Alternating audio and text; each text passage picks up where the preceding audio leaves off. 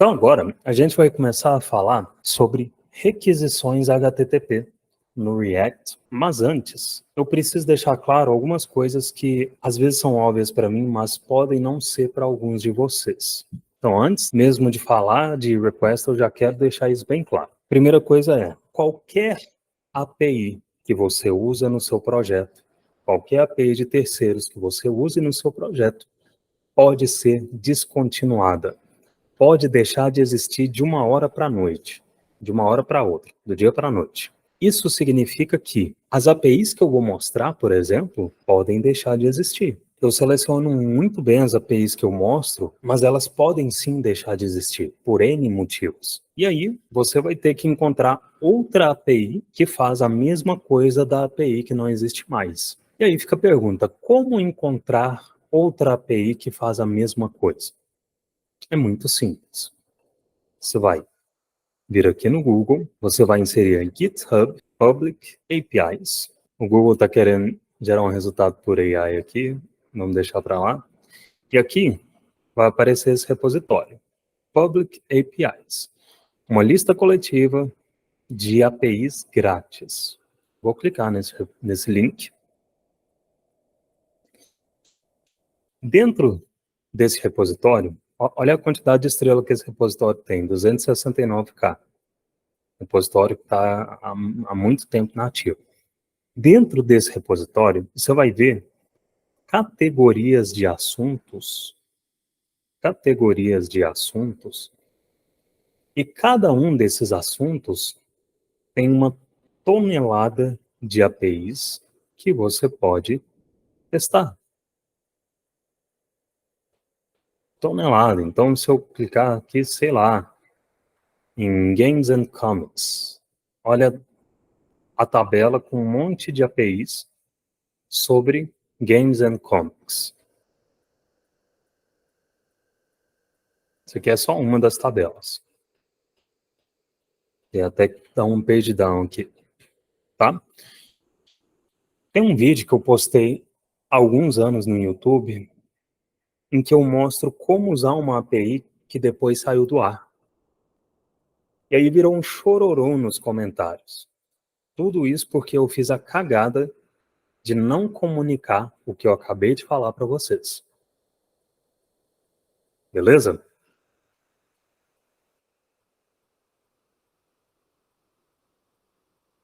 Show. Então essa parte da API aqui eu acho que ficou clara, de APIs, de terceiros. Tem outra coisa. Muitas APIs limitam a quantidade de requests que você pode fazer. Principalmente em planos gratuitos. Pagos também, mas a maioria das vezes nos gratuitos, né? Mas existem estratégias que você pode fazer para não gastar seus limites de requests enquanto você está desenvolvendo. A estratégia mais simples é você ou criar um JSON com o mesmo shape do objeto que vem da API, ou copiar o JSON da API para fazer isso. E aí, com esse JSON, você pode testar a sua aplicação.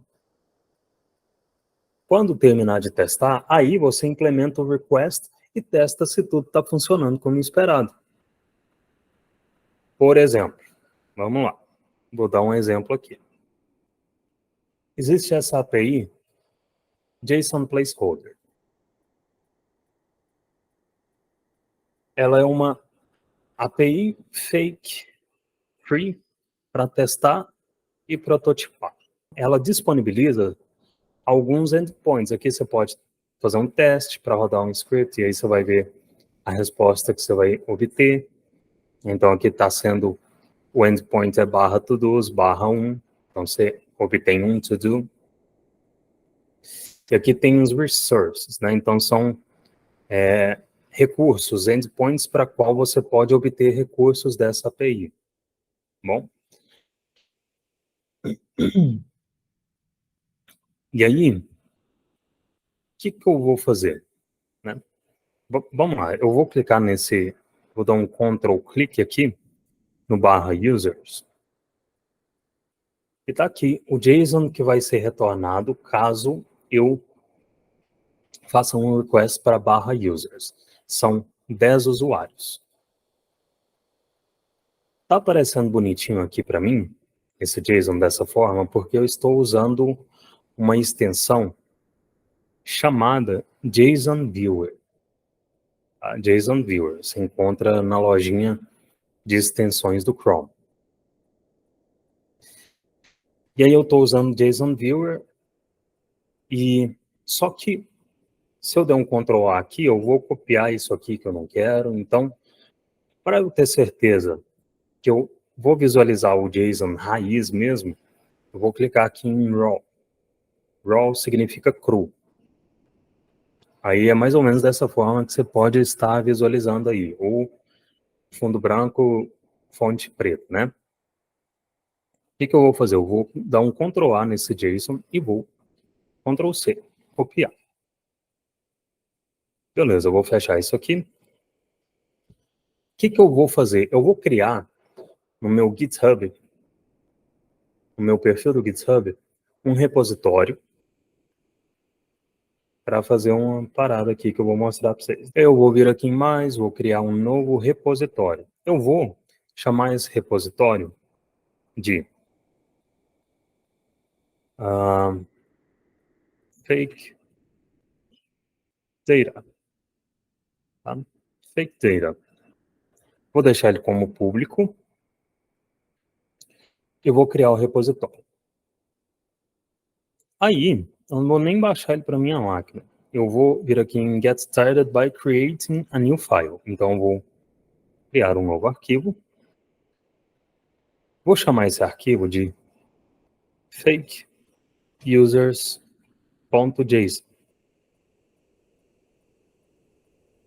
E aí, o que eu vou fazer? Eu vou colar o JSON que eu copiei. Certo? Então, tá aqui o JSON que eu copiei. E aí, eu vou commitar as mudanças, create fake users.json, é isso mesmo, commit changes. Muito bom. Muito bom, primeira vez que isso acontece. Mas acho que rolou. Tá aqui, fakeusers.json. Aqui meu JSON. Beleza. Aí, olha só. O que eu vou fazer? Se eu vier aqui em raw, ele vai me dar uma URL que eu posso fazer fetch para ela. Tá? Então, daqui a pouco a gente volta nesse aqui. Deixa eu fazer uma outra coisa, uma outra alternativa também. Uma alternativa é você criar esse repositório de dados para fazer requests para ele. Daqui a pouco eu volto nisso. Vamos numa outra alternativa mais simples por enquanto. Só para... Olha só, eu estou fazendo um fetch para .src /fake data.json. Isso significa que aqui dentro do meu src eu vou ter um new file fake data.json e vou colar o JSON. Feito isso, o que eu tenho aqui, né? Quando eu clicar no botão, handle click vai ser executado, o fetch vai ser executado, e aí o then vai retornar uma promise com um objeto em formato JavaScript em si. Então, .json engana a gente, o nome desse método. .json vai passear JSON para objeto JavaScript válido. E aqui eu estou só inserindo um console.log para ele exibir no console o que vem por parâmetro aqui da função de callback do then. Então, feito isso, eu vou aqui no console, buscar os dados e beleza. Então, por que está usando then catch ao invés de async await? Nesse caso, tanto faz, dá na mesma. Usar um ou outro, não é o foco aqui. E aí eu testei e, tará, não é mágico. Eu tenho os dados que estão lá na API, mas, enquanto isso, eu posso testar local aqui, ó. Eu posso ter esses mesmos dados, colocar o JSON que eu espero que a API me retorne num ponto JSON da vida e testar enquanto eu desenvolvo minha aplicação. Ou seja, agora eu posso desenvolver a minha aplicação sem me preocupar com limites de requests. Tá? Então, essa é uma forma. Outra forma é você fazer do GitHub sua API para obter os dados. Acabei de mostrar aqui. Olha só, estou no meu repositório, entrei no arquivo fakeusers.json, vou clicar em raw. Esse endpoint vai me retornar esse JSON, tá? Isso é, se eu vir aqui, vou recortar esse endpoint, e aí vir aqui, eu até vou apagar, ó, esse arquivo aqui eu não preciso mais, porque agora ao invés de buscar local, eu vou remover esse fakedata.json, vou deletar, ao invés de usar os dados locais, eu vou lá no meu repositório, aqui, tá? E aí, salvei, vou recarregar e aí eu vou buscar os dados. Olha só, pronto. Acabei de fazer do GitHub a minha API para obter os dados.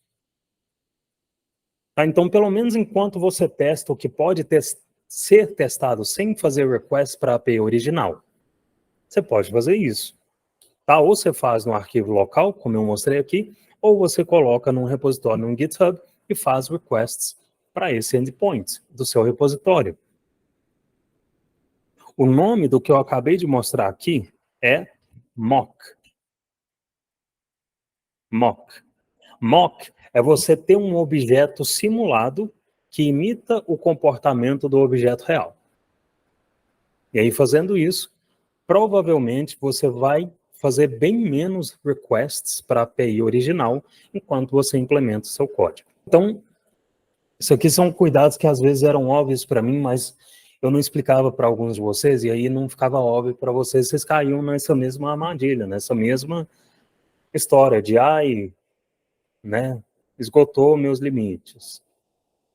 A API saiu do ar. Faz isso aqui, velho. Pelo menos para começar a desenvolver. Fechou? E aí, agora que eu tirei isso da frente, agora a gente pode começar a falar sobre requests HTTP no React. Eu já quero mostrar o jeito errado de fazer um request no React. Tá?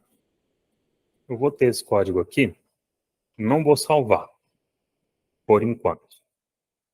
Você está assistindo essa gravação, não precisa rodar esse código, tá? Você pode escrever ele, mas não precisa rodar. Só observa o que eu vou mostrar. Olha só. Aqui, eu tenho um H1. Esse H1 renderiza o nome do usuário, do index 0, se houver usuário no array users. Então, este array users. Tá? Então, aqui eu tenho o estado users que é iniciado com array vazio. E aqui abaixo, dentro do segundo then, o set do estado users está sendo feito. Tá? Então, observa. Set no corpo do componente e, nesse segundo then, set do estado users está sendo feito. Olha só, eu vou vir aqui na... Tá, daqui a pouco eu vejo isso aqui. Vamos só... Deixa eu comentar isso aqui por enquanto. Vou comentar. Vamos vir aqui na aba Network. Só para você ver. Ó, observa que na parte inferior existe uma contagem de requests que foram feitos. Eu quero que, quando eu salvar o app.js, app.jsx, você observe como essa contagem aqui embaixo vai ficar. Salvei. Observa o que está acontecendo com a contagem. Não está acontecendo nada. Deixa eu dar um... Ah, tá. O endpoint. Não é fake users, é fake data, se não me engano, né? Que eu dei o nome do repositório. Vamos lá, agora vai. Ó, vou salvar. Observa o que está acontecendo aqui com a contagem aqui embaixo, ó. Múltiplos e múltiplos requests sendo feitos. Então, vou aumentar o fetch, vou salvar, para interromper essa doideira aqui, para pausar. Olha quantos requests foram feitos. Por que que isso aconteceu? Carlos, vige. Vamos relembrar como o React funciona. Lembrando que aqui a gente está falando sobre a operação assíncrona, tá? Que é explicado como funciona com mais detalhes na etapa 11 do CJIN. Então, eu não vou explicar a operação assíncrona como se fosse a primeira vez que você está tendo contato com esse conceito. Vamos lá. Vou descomentar por enquanto, sem salvar. O React carregou este componente app, criou o estado users e executou o fetch. O fetch está na raiz do componente. Ele não está dentro de uma função de callback de evento, por exemplo. O fetch está invocado na raiz do componente. Beleza? Então, olha só, eu estou aqui no... O que está acontecendo aqui na raiz desse componente? Eu tenho uma declaração de uma const, uma variável de estado, tenho a invocação do fetch e tenho um return. Isso significa que o fetch está na raiz desse componente. É isso que eu quero dizer, tá? Ele não está dentro do bloco de uma função de callback de evento. Ficou claro isso aqui? Que o fetch está na raiz do componente? Diz aí no chat para mim, sim ou não? Carlos, sim. Só o Carlos? Só ficou claro para o Carlos? Igor, sim. Irvine, sim. Eduardo Oliveira, sim. Boa. Então tá bom. Fetch faz request. Request é uma operação assíncrona. Isso significa que, quando o fetch é executado, uma operação assíncrona é iniciada. E o código que está abaixo do fetch não espera a operação assíncrona ser finalizada. Isso significa que o fetch foi executado, a operação assíncrona foi iniciada e o return abaixo do fetch foi executado. Essa foi a primeira renderização do app, quando o app montou. Enquanto ele fez a primeira renderização do app, o fetch ainda está acontecendo. Como o fetch executa uma operação assíncrona, ele foi jogado para outra thread, ou seja, foi tirado da fila de execução principal, que executou.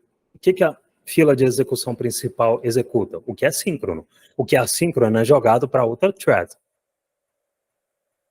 Assim que o fetch finalizou, ele voltou para o componente, a função do then foi executada e o set de estado, set users, foi invocado. O que o set users faz? Ele faz o React reagir à alteração do estado users. Isso é, essa invocação do set de estado disparou uma nova renderização do app. Nessa nova renderização, users agora está armazenando um novo valor e o fetch vai ser executado de novo, porque ele está na raiz do componente. Então o fetch foi executado mais uma vez, foi jogado para outra thread, o JSX foi retornado, o fetch terminou o request, a função do then foi executada, fez o set de estado de novo, o set de estado disparou uma nova renderização do app, que agora tem users armazenando o novo valor. E logo abaixo tem o fetch sendo executado de novo. Em seguida, o JSX é retornado. E assim múltiplas e múltiplas vezes nesse loop infinito, até que acabe a memória do dispositivo do seu usuário, até que o navegador entenda que está rodando infinitamente e deu um erro para o usuário ou algo do tipo. Mas alguma coisa vai acontecer. Em algum momento, o gargalo vai derrubar a aplicação. É por isso que efeito colateral, e request é efeito colateral não pode acontecer diretamente na raiz do componente. Sempre que for fazer efeito colateral, tem que usar hook. O use effect, que eu vou apresentar em breve, é o mais indicado para efeito colateral, e ainda assim tem que saber quando precisa usar ou não. Vou falar disso mais à frente. Só para não ficar muito... eu não pecar pela falta de clareza, side effect, efeito colateral aqui nesse contexto, pode ser entendido como uma mudança que pode ser percebida fora do componente. Tá? Então aqui eu estou pisando fora do React e tentando sincronizar o componente com um sistema externo. Nesse caso, com dados de uma requisição. Beleza? Adriano, então, sempre mesmo quando for acionado por um clique no botão? Não. Vou mostrar esse exemplo agora. Vou mostrar agora. Agora, olha só.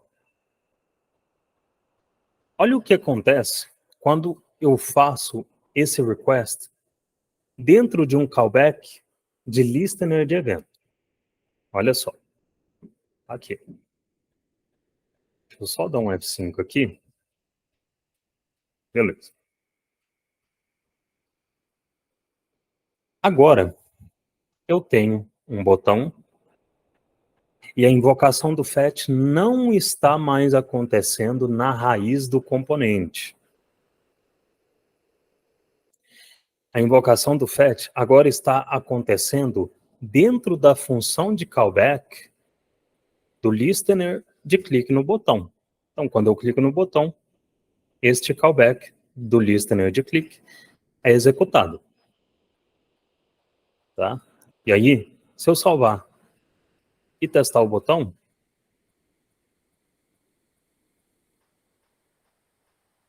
non-white space character, tanana, tá certo. Ah, tá.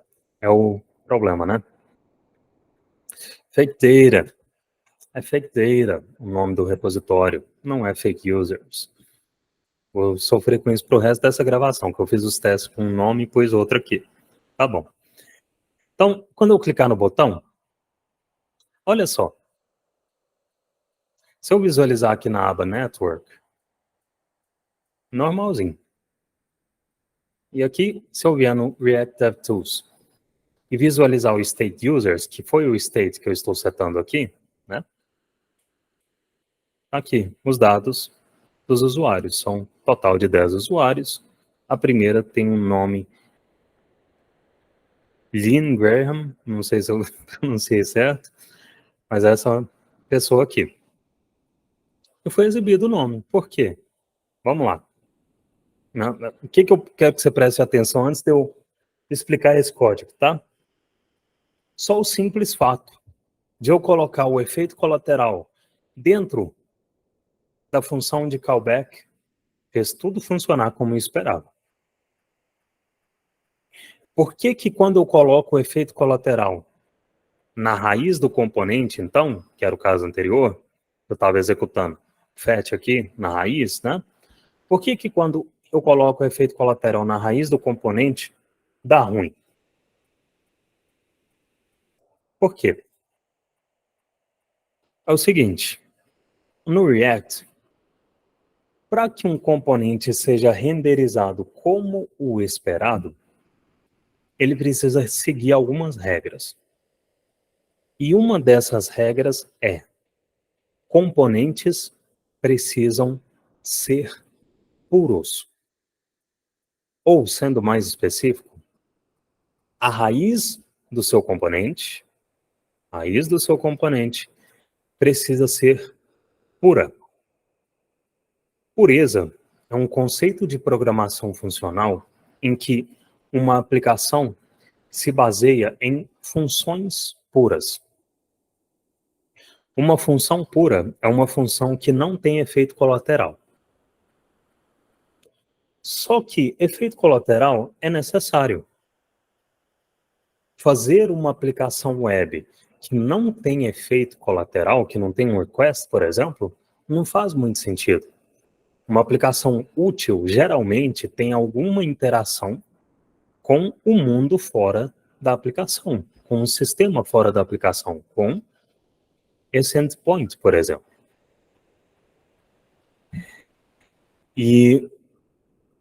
Porém, para uma aplicação React ter efeito colateral e ainda assim não ser infestada de bugs, é preciso saber como executar efeito colateral.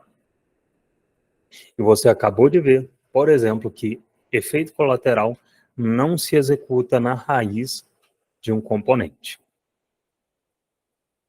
Quando você precisa executar efeito colateral a partir de uma ação do usuário, nesse caso, foi um clique no botão, esse efeito colateral deve estar encapsulado dentro de um handler de evento.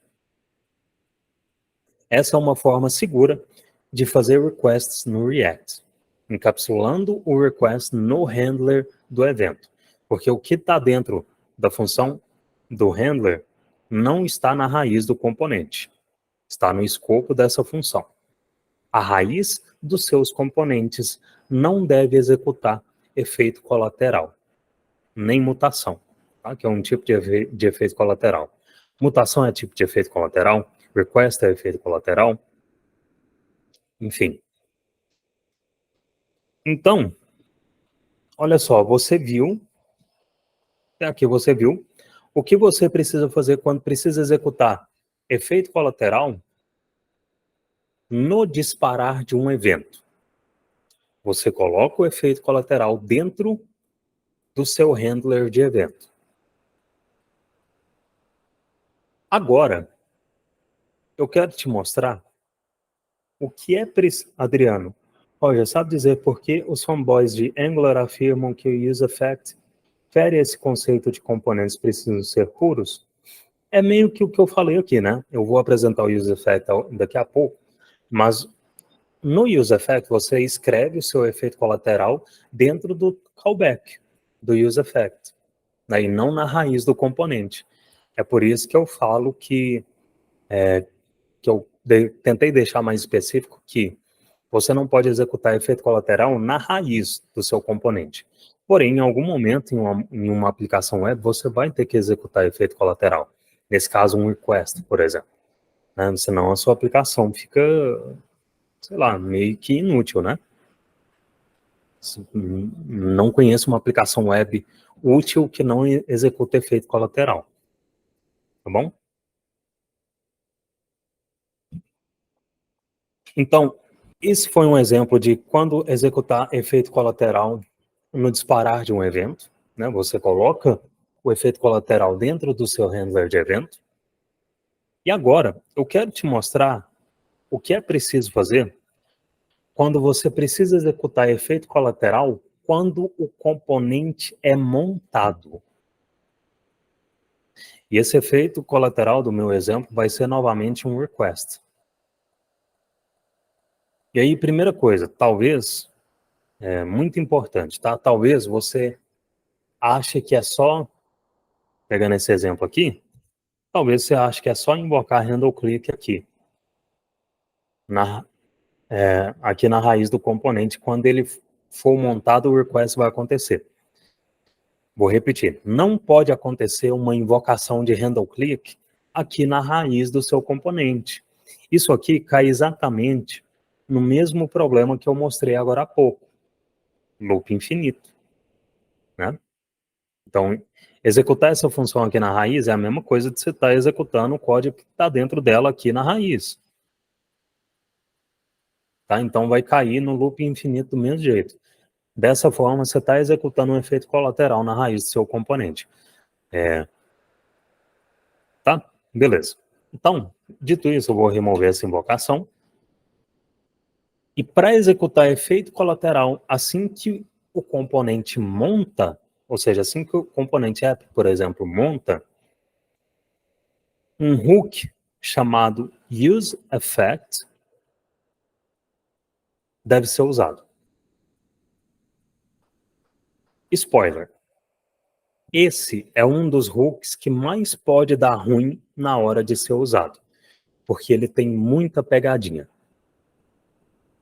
Então, é muito importante que você preste muita atenção no que eu vou falar dele. Primeira coisa que eu vou fazer é importar o useEffect. Olha o que o nome desse hook diz. useEffect, usar efeito. Efeito colateral. Executar efeito colateral. O useEffect serve para você adicionar efeito colateral no seu componente de forma segura. Ou seja, mantendo o componente puro, ou a raiz do componente pura. E o useEffect, muito importante entender isso aqui. useEffect vai ser executado quando o componente monta. Muito importante entender isso. useEffect é executado quando o componente monta. Ou seja, você vai usar useEffect quando você quer executar efeito colateral, quando o seu componente monta. Tá? E não em handler de evento. É quando o seu componente monta. Como que eu uso o useEffect? Assim como todo hook, ele precisa ser usado no topo do seu componente. Olha como vai ficar esse exemplo aqui. Eu simplifiquei um pouco o componente só para você entender a anatomia. Eu tenho o useState e logo abaixo, o useEffect, eu tenho a invocação do useEffect aqui. Lembra que nenhum hook pode ser executado de forma condicional. Lembra disso também. Tá? Eu falei sobre isso em aulas passadas, em que eu mostrei as regras dos hooks, que eles precisam sempre serem executados na mesma ordem. E aí, se precisar, o useEffect, que tem essa função aqui, pode ter if dentro da função dele. Mas o useEffect em si, ou qualquer outro hook, nunca pode ser executado de forma condicional. Tá? Então, como eu mostrei em aulas passadas, eu não posso pôr um if acima do useEffect, eu não posso usar o useEffect como valor de retorno de um ternário. Isso não pode fazer isso. Outra coisa, useEffect, ao contrário do useState, não tem retorno. Isso significa que não é necessário atribuir retorno dele para a variável, tá? Porque ele retorna nada, retorna undefined. O useEffect, ele espera receber como argumento uma função. useEffect não tem retorno, né? E useEffect, ele espera receber como argumento uma função.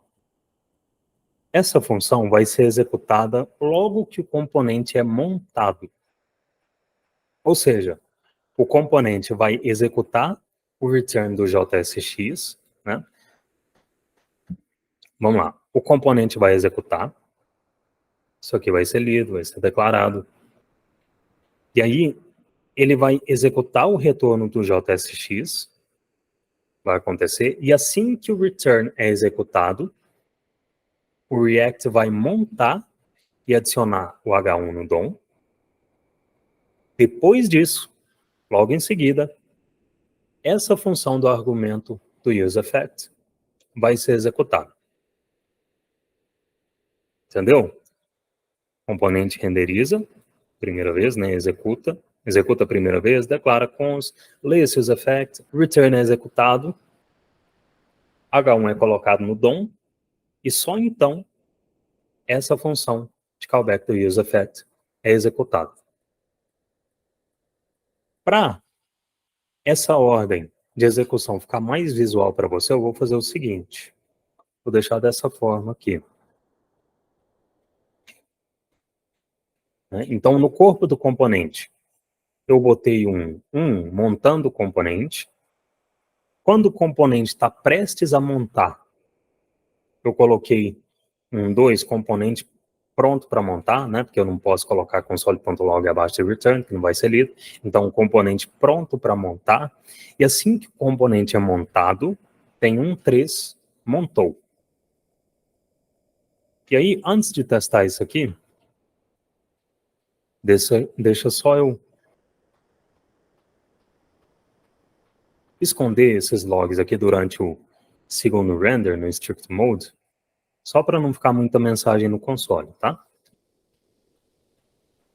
Então tá aqui, olha só a ordem.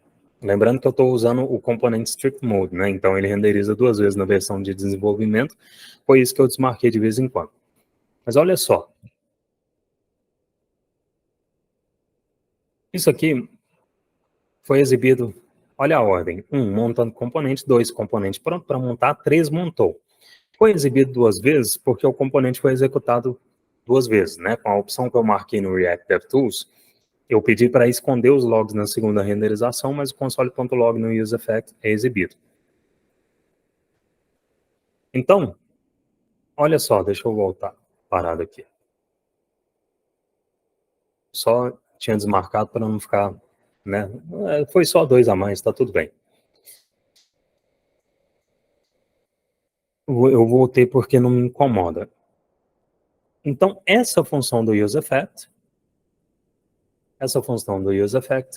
é executada depois que o componente monta. E, portanto, essa foi a ordem aqui dos console.log.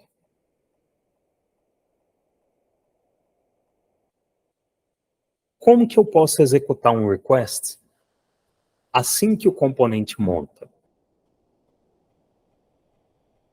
Seguinte, agora o meu app vai ficar assim. E observa que aqui eu não estou setando estado, não estou setando estado dentro desse useEffect, tá? Dessa função. Então, em nenhuma parte desse código eu estou setando estado, nenhuma. Agora, por enquanto, eu só estou exibindo no console os dados da resposta do request. Novamente, muito importante observar isso aqui. Eu não estou setando estado dentro deste exemplo. Beleza? Outra coisa, você pode tender a fazer, tá? Não coloca a função do useEffect, essa função aqui, como async. Não faz isso. Mais à frente eu explico por quê. Esse é outro assunto que a gente vai entrar mais à frente. E aí, se eu testar, eu vou... Tá, aquele velho, né? Velho problema. Olha só. 2 vezes porque eu estou no strict mode. Óbvio, né? Mas olha só. Tá aqui. Eu consegui fazer um request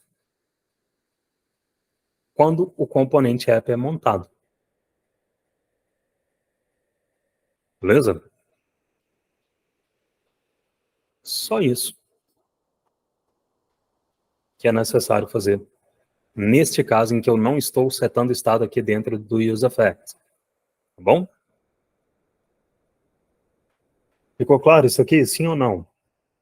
Só para eu saber para a gente avançar. Agora, vamos fazer o seguinte. Eu vou trazer o contador de volta para mostrar uma situação.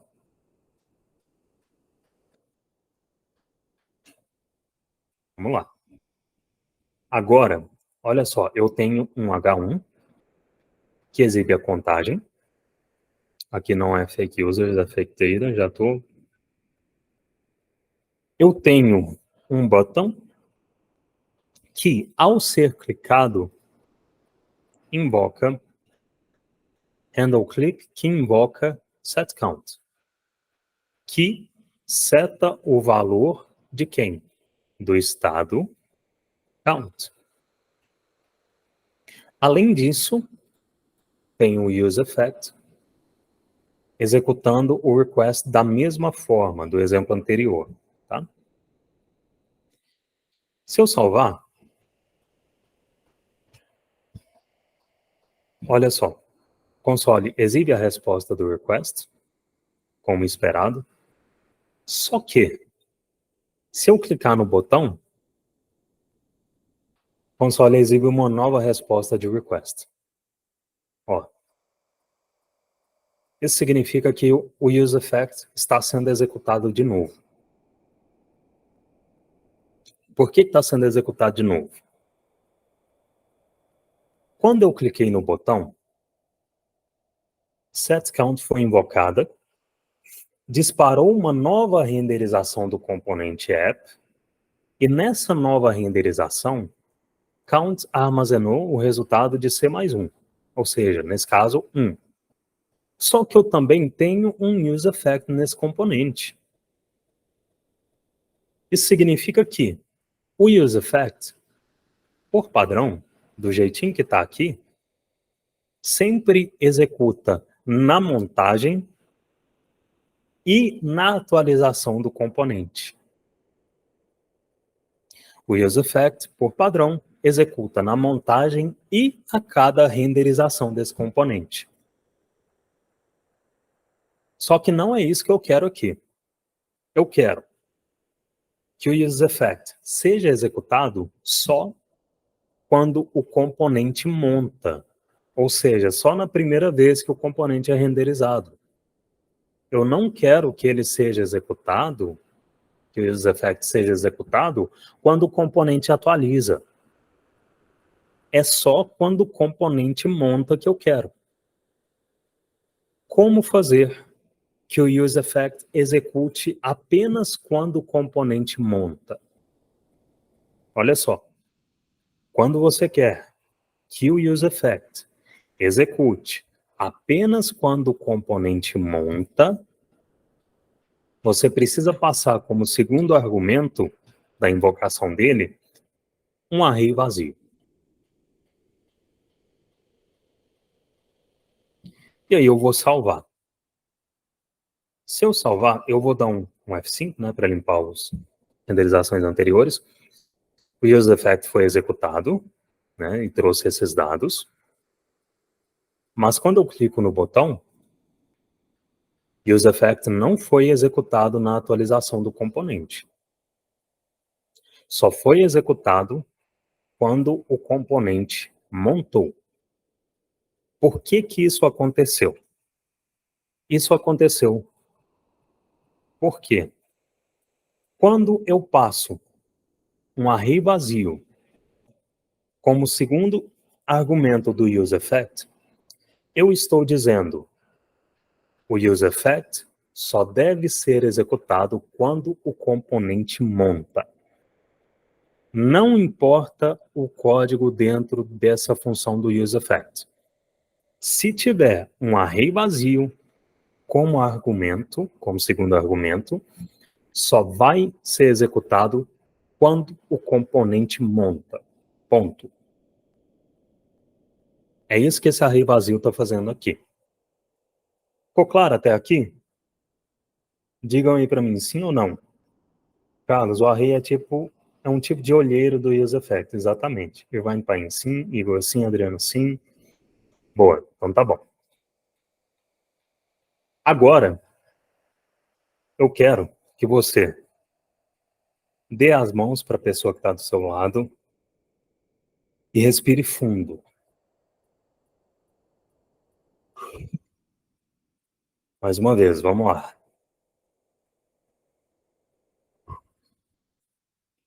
Porque agora o bagulho vai começar a ficar um pouquinho louco, tá?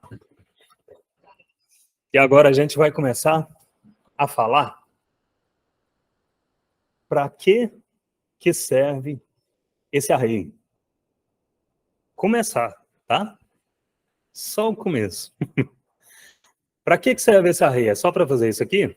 Só para executar só na montagem do componente? Na verdade, não.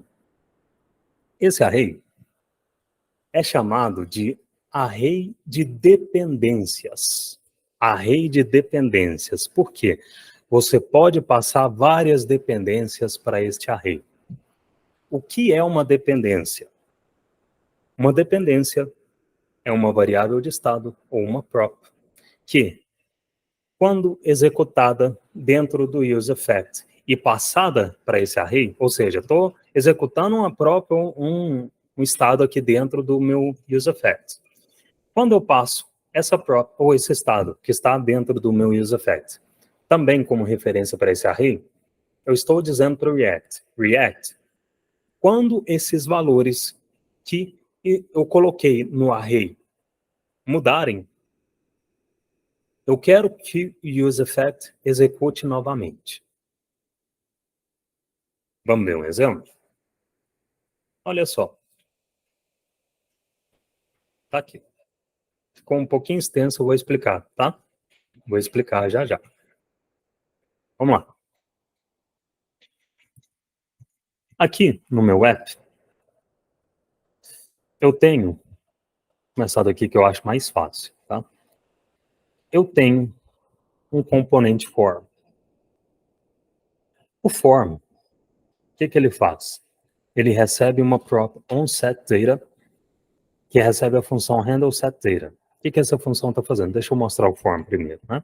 Aqui o form recebe a prop onSetData, tem um input controlado, tem aqui o form. No onSubmit, ele executa handleSubmit, que é esta função que vai impedir que a página carregue, vai executar um onSetData, que é a prop que está vindo aqui como parâmetro, recebendo um input value. Né? Input value é o que? É este valor do estado do input. E aqui abaixo eu estou setando input value, estou resetando o input, né? Basicamente isso. E aí, o form, ele vai executar essa função de handleSubmit quando for enviado, e aqui eu tenho o input controlado. Então, nada demais aqui nesse componente form, né? Exceto que ele está recebendo um setData, que eu vou explicar o que é daqui a pouco. E aí eu vou voltar para o form. Essa própria onSetData está recebendo handleSetData, que está fazendo o quê? Está pegando um input value, ou seja, está pegando o valor de input que está sendo passado aqui, né? Input value, está pegando esse valor do input e setando o quê? Um estado chamado data, que está aqui no meu app. Count não deveria estar aqui, tá? Eu tô dividindo os estados dessa forma só para exemplificar o que eu quero mostrar.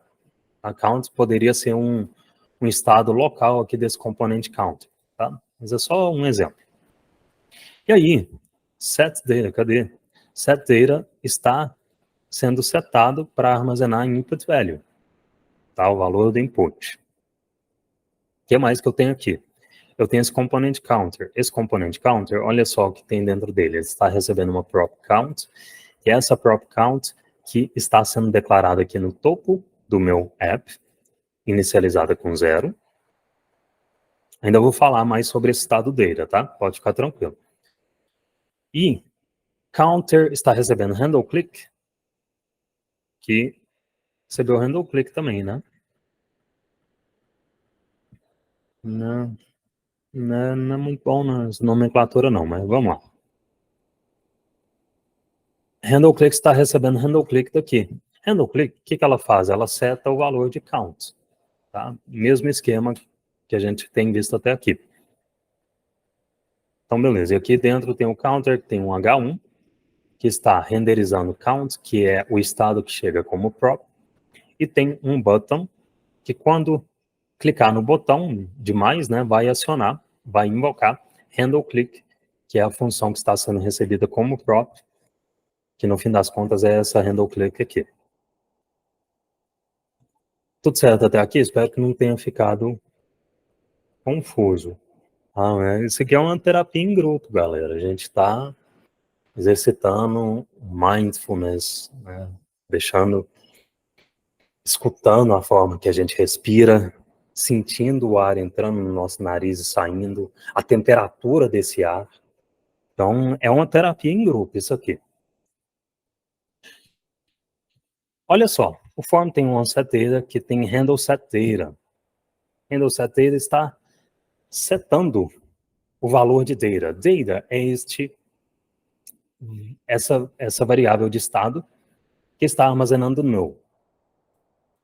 Tá? E aí, o que eu quero? Né? Vamos lá. Eu tenho esse useEffect, que tem um console.log executou o useEffect, só para a gente visualizar. E aqui dentro eu coloquei um if. Para quê? Se data for diferente de null, né, isso significa que eu não quero executar o que está aqui dentro se for a primeira renderização, por exemplo. Né? Se data estiver armazenando null. Agora, se data é diferente de null, o que eu vou fazer?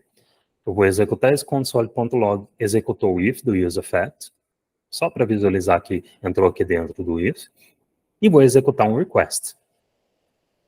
Esse request é para getDataURL, que é isso aqui, ó. Agora eu estou usando a API oficial, real oficial do JSON Placeholder, tá? Não é mais o meu mock, pelo menos para esse exemplo. GetDataURL vai receber data como parâmetro, ou seja, o que eu estou passando aqui como parâmetro de getDataURL? Data, o estado data. Entendeu por que eu não posso passar null para cá? Por isso que eu estou fazendo esse check aqui. Tá? Eu não posso passar null como argumento aqui da getDataURL. E aí, getDataURL, ela recebe o valor de data e retorna a string, né? A string com essa interpolação aqui. Isso aqui é uma template string com essa interpolação de data aqui no final. Então, beleza. E aí, mesmo processinho de sempre, né? Por enquanto. Transforma para objeto JavaScript, exibe no console. Beleza? Aqui tem um negócio reclamando aqui. Olha só. O ESLint está reclamando o seguinte. Se eu pôr o mouse em cima, React Hook useEffect has a missing dependency. Data. Ou inclui ela, ou remove o array de dependências. Ou, né, é o famoso, ou caga ou sai da moita, que ele está falando aqui. Mas eu não vou fazer nada disso, que senão vai estragar o exemplo que eu quero dar. Beleza? Vamos falar sobre isso daqui a pouco. Só a primeira parte que eu não traduzi, né? O useEffect tem uma dependência faltando, que é a data. É isso que ele está falando aqui. Show! Vou dar um F5 só para garantir. E aí eu vou testar o envio desse form, né? Eu vou fazer um form. Lembra que a JSON Placeholder, ela tem os endpoints dela aqui, /users, /posts, né? Eu vou fazer um /users, então eu vou vir aqui no meu input, olha só, aqui do lado, executou o useEffect. Então, como eu falei, o useEffect, ele executa na renderização do componente, né? Quando o componente monta. E aqui com esse array vazio, que eu estou especificando que ele só vai renderizar quando o componente montar, tá? Beleza. Aí eu vou passar a /users, né? E aí isso vai fazer com que isso aqui seja /users. E vou enviar o form. Enviei. useEffect não é executado após envio do form. Por quê? Array vazio, meu array vazio está dizendo: execute esse useEffect só e unicamente após a montagem do componente. Tá? Porque é isso que o array está dizendo aqui. Então, quando eu enviei o form, o app foi re-renderizado, o useEffect foi lido, né? Agora, data é diferente de null. Só que, como tem um array de dependências aqui vazio, Opa, useEffects foi lido, mas olha só, nem executou o useEffects, você viu? Esses dois logs aqui são de quando eu carreguei, quando eu montei o componente. Tá? Então nem entrou aqui no executou useEffects, só foi lido, mas foi lido também que tem array vazio, então opa, deixa isso para lá e vamos mandar ver. E aí, isso aqui foi renderizado novamente. Bom, função também no array de dependência, o nome da função, vamos chegar lá, mais à frente. Então tá bom. Como que eu faço para dizer para o React, que quando o valor da variável de estado data mudar, que é isso que está acontecendo, né? Quando eu enviei o form, setData foi invocado e mudou o estado da variável. Olha só, se eu vir aqui, componente, aqui ó, stateDate barra users, né? Data barra users. É isso aqui que aconteceu, né? Como que eu falo para o useEffect? Como que eu digo para o React que quando o valor da variável data mudar, eu quero o useEffect deve ser executado novamente, né? Ao invés de só ser executado na montagem do componente. Eu vou inserir data como dependência do useEffect. Tá bom? E aí, se eu salvar, vou dar um F5 aqui novamente. Vamos lá. Executou o useEffect, vou barra users. Enviei. Olha só. Executou o useEffect novamente. Executou if do useEffect. Tá? Executou o if do useEffect. E exibiu aqui os itens, né? Por causa desse console.log. Beleza? E aí, se eu fizer enviar o form para outra endpoint, deixa eu só mostrar aqui, né? Que data tá barra users. Se eu fizer para barra posts,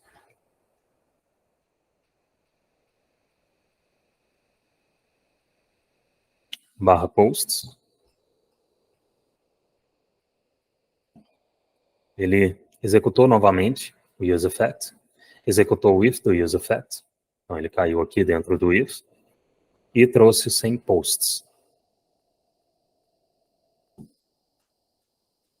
Beleza? Por que eu deixei o counter, né, à toa aqui? Foi não. Por que eu deixei ele para mostrar nesse exemplo? É o seguinte, é para mostrar para você que se o estado de counter não estiver na rede de dependências aqui do useEffect, quando eu clico, olha só, quando eu clico em mais e altero count, ele está alterando count aqui normalmente, o useEffect não é executado, tá? O useEffect não é executado. Agora, se eu colocar o estado count no array de dependências e salvar, quando eu clico em mais, executou o useEffect. Então agora o useEffect é executado quando eu clico em mais, tá? Quando eu mudo o valor de count. Por quê? Porque eu estou dizendo que count agora é uma dependência do useEffect. Isso significa que quando o count mudar, o useEffect deve ser executado novamente. Então, recapitulando, quando usar useEffect? Quando você precisa executar efeito colateral, quando o seu componente é montado ou atualizado. Como que funciona o array de dependências do useEffect? Bom, quando eu especifico um array de dependências preenchido, o useEffect é executado assim que o componente monta e quando alguma dependência muda. Quando eu passo um array vazio, O useEffect só é executado assim que o componente monta. Quando eu não passo um array, o useEffect é executado a cada renderização do componente, independente se é a primeira ou a 20ª. Poucos são os casos em que você vai querer isso.